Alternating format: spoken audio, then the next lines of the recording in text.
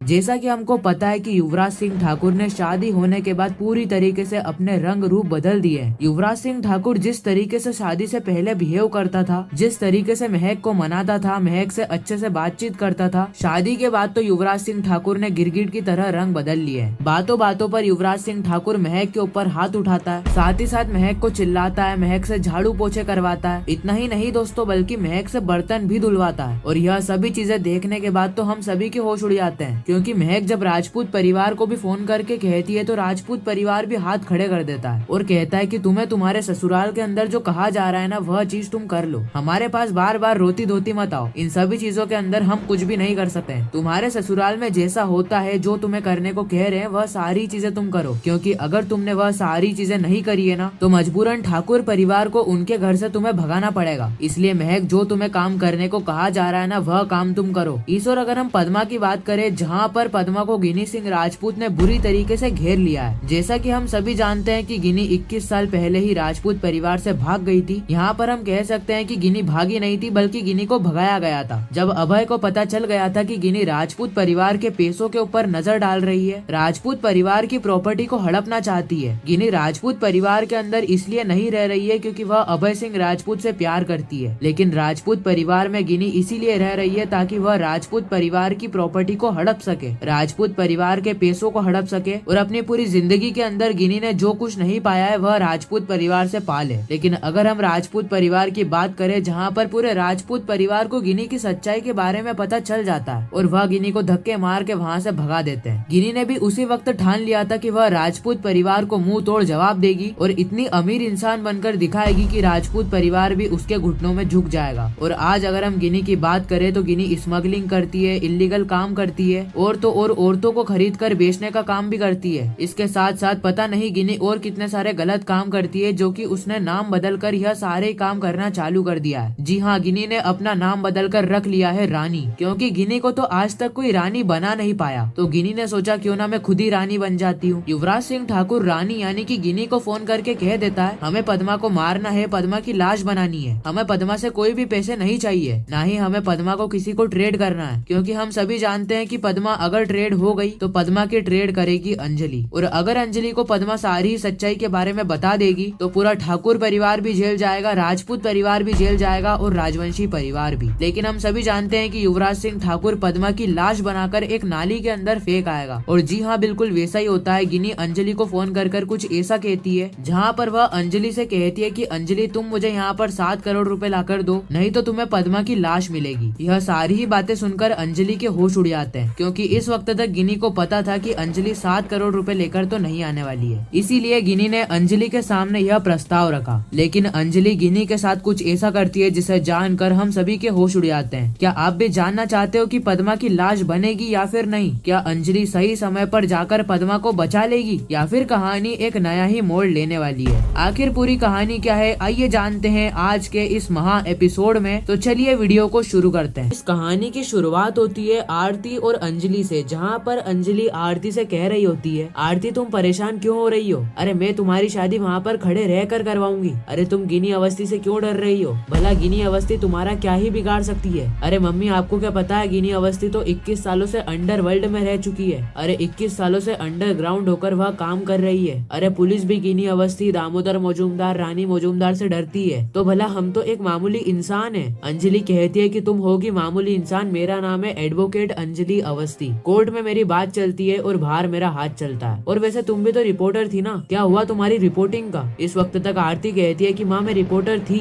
लेकिन मैं इतनी भी बड़ी रिपोर्टर नहीं हूँ कि मैं गिनी अवस्थी को हरा सकती हूँ। अरे गिनी अवस्थी कितनी बड़ी इंसान है, कितनी बड़ी डॉन है। अरे अगर एक बार गिनी अवस्थी ठान सकती है ना, तो वह कर भी सकती है। अंजलि कहती है कि मैं गिनी अवस्थी को 21 साल पहले से जान रही हूँ और मैं गिनी अवस्थी की बहन हूँ। वह अपना काम निकलवाने के चलते राजपूत परिवार को बर्बाद तो नहीं कर सकती है। और मुझे भी पता है कि गिनी अवस्थी राजपूत परिवार को बर्बाद क्यों करना चाहती है, क्योंकि उसकी अभय से शादी नहीं हुई थी ना। शादी हुई थी तो सारी रस्में नहीं हुई थी। अगर सारी रस्में हो जाती, अभय और गिनी की शादी अच्छे से हो जाती, तो अभय गिनी को अपनी पत्नी मानता, अभय गिनी से प्यार करता, गिनी भी अभय से प्यार करती। हालांकि उस समय गिनी तो अभय से प्यार करती थी, लेकिन अभय ही गिनी से प्यार नहीं करता था। अभय ने गिनी को धक्के मार के राजपूत परिवार से भगा दिया था और उस समय गिनी को यह लग रहा था कि मैं अभय की जिंदगी में आ चुकी हूँ, इसलिए गिनी मुझे भी बर्बाद करना चाहती जाती है और राजपूत परिवार को भी बर्बाद करना चाहती है। लेकिन आरती तुम टेंशन क्यों ले रही हो, यह अंजलि अवस्थी खड़ी है ना, और वैसे भी गिनी की शादी अगर अभय से हो जाती है तो वह राजपूत परिवार को बर्बाद करने का सपने में भी नहीं सोच सकती है। मैं तुमसे वादा करती हूँ कि एक बार बस गिनी की शादी हो जाए, उसके बाद तो गिनी अपनी जिंदगी के अंदर खुशी खुश है। इस वक्त तक हम देखते हैं कि अंजलि आरती को एक बहुत बड़ी राह दिखा देती है जिससे उसकी शादी बर्बाद होने से बच सकती है। इस ओर हम देखते हैं पद्मा को, जहाँ पर पद्मा एक सुनसान जगह पर एक कमरे के अंदर बंद होती है। पद्मा के साथ साथ वहाँ पर बहुत सारी लड़कियां बंद होती है, लेकिन पद्मा इस वक्त तक भगवान से प्रार्थना कर रही होती है, भगवान मुझे यहाँ से जल्दी बाहर निकाल दो, जल्द ही मुझे यहाँ से बाहर निकाल कर बचा लो, क्योंकि अगर मैं यहाँ से बाहर नहीं निकली तो अंजलि दीदी कली की शादी वेद से करवा देगी, जो कि पूरी तरीके से गलत है। वेद और कली की शादी हुई ही नहीं थी।